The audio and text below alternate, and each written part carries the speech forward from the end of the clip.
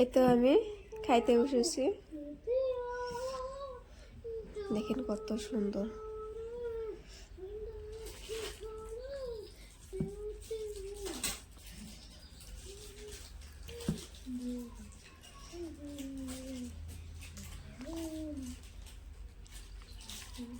খুব স্বাদ বন্ধুরা।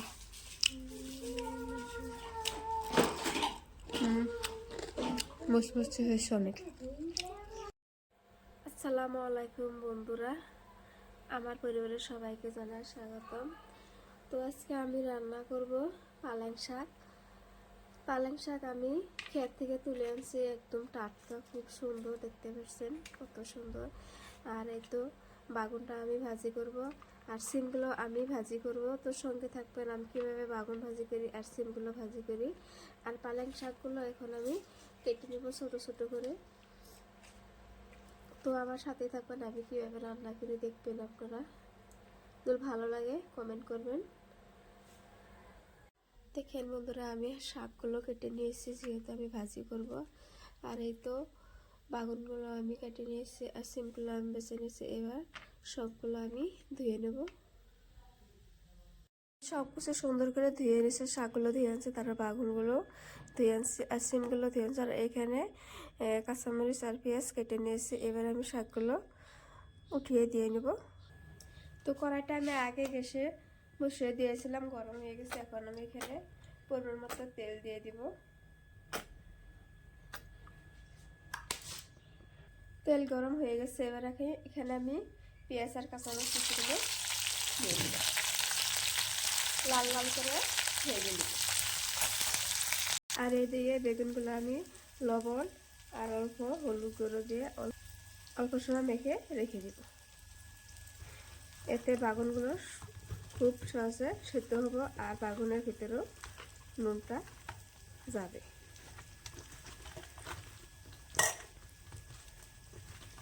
দশ মিনিটের মতো আমি এভাবে রেখে দিব মেখে।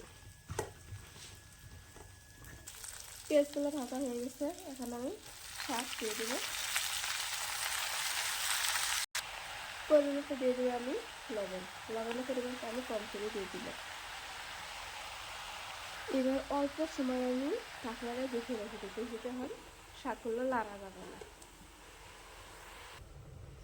এবার দিকে তো আমার শাকগুলো কেমন হচ্ছে, এই তো এখন আমি নাড়া দিতে পারবো। দেখুন ভাজতে ভাজতে একটু অল্প করা হয়ে যাবে। এখন আর আমি আর রেখে দিব না। বেশি দেখে রাখলে শাকের কালারটা অন্যরকম হয়ে যায়, দেখতেও ভালো লাগে না আর খাইতেও অত ভালো লাগে না। তো শাক থাক এইভাবে। তো এখানে এখন আমি রসুন থেতলে নিয়েছি, দিয়ে দিলাম। রসুন আমি একবারে পেস্ট করে নিই, আর অল্প সময় আমি ভেজে নেব।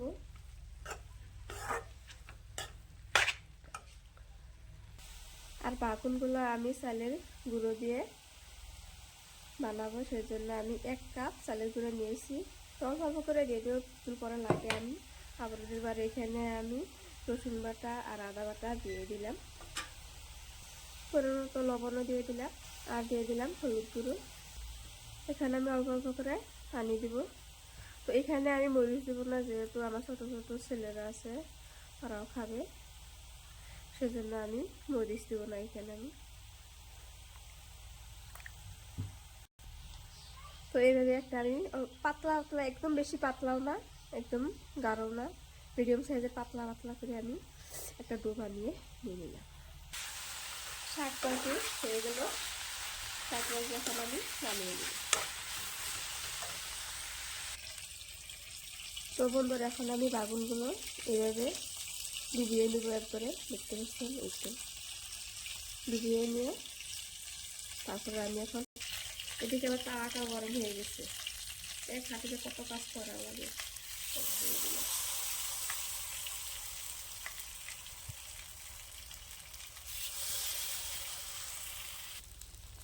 সবগুলো বাগুন দিয়ে দিলাম, আমি আরেকটু তেল দিয়ে দেবো।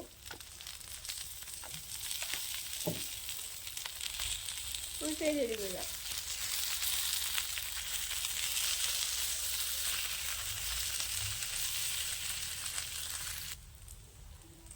দেখেন কত সুন্দর হয়েছে, মুসমুসি হয়েছে, দেখো অনেক মুসমুসি হয়েছে। তো বাগুন ভাজিগুলো হয়ে গেল, এখন আমি নামিয়ে নিব। দেখতে পাচ্ছেন কত সুন্দর হয়েছে। সিমগুলো আমি এভাবে ভেজে নিব, খুব ভালো লাগে, মুসমুসি লাগে। এইদিকে তেলটাও গরম হয়ে গেছে,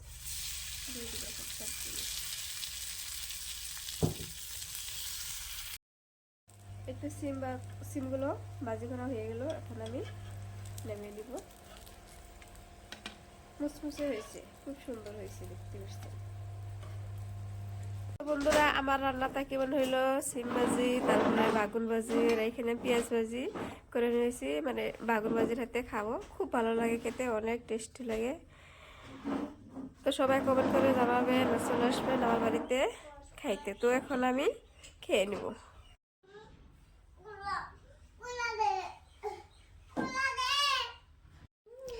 এই তো আমি খাইতে বসেছি, দেখেন কত সুন্দর।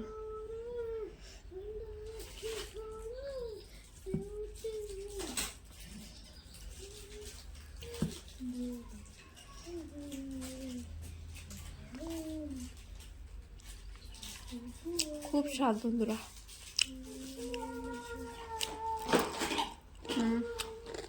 মুসমুসি হয়েছে অনেক।